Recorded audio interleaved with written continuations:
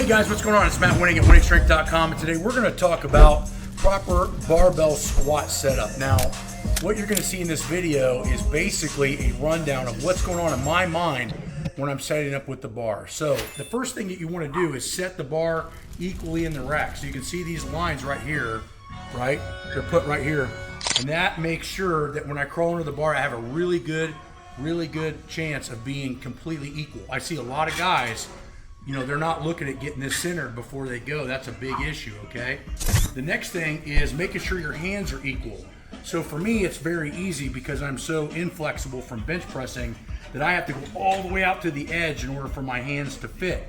But if you're not that way, or you go in narrow, triple check your hand and make sure it's even. If your hands are even and the bar's even in the rack, you got a 95% chance it's gonna be even on your back, okay? So make sure that that's locked in.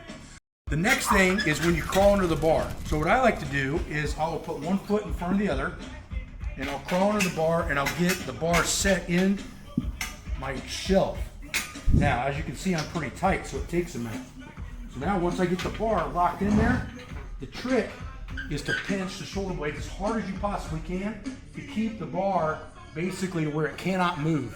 That's one of the biggest mistakes I see beginners and intermediates and even sometimes advanced people is they don't maintain that pinched back shelf, and then the bar can roll around changing the mechanics, therefore basically leaking power everywhere. So if you can tighten that up, that's amazing. The next step is, the first thing I'll do is brace my core against the belt, lock in the actual breath, and then what I'm gonna do is I'm gonna plant my feet and I'm gonna push out as hard as I can to the outside. Now what that's gonna do is, if you watch my foot, what that's gonna do is it's gonna lock me in position where I have to move correctly. Let's get ready to run the rack. So when I'm here, watch what I'm gonna do. So this would be just normal, natural. This is not how you pick it up. You pick it up by pushing out as hard as you can. Look at my foot. Now see, if I do that the whole time, my knees cannot come in. Okay, so now I'm here, and then I'm gonna pick it up by pushing out. Now as I push out, you can see everything's flexed and it's to the side of my foot, and now it's gonna force me to peel open as I go open.